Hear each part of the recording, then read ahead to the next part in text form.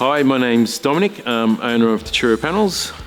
We've been here for 30 plus years now. Well, obviously we do insurance work, restorations, custom work on cars, bikes. Dad bought the place probably 25, 26 years ago. And we've just been here ever since. From an early age of school holidays, and Dad would come home with a new car and he'd always clean up and sell, but that's where I'd be in the shop, which Dad would teach me how to panel beat and paint and stuff. So that's where I got the passion of doing that, yeah.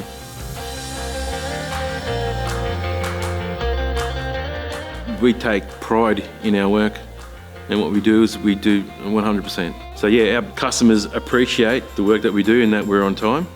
The fact that, they bring their car in, it's all smashed up, and when they actually walk in and see the smile on their face, that's what makes it all worthwhile.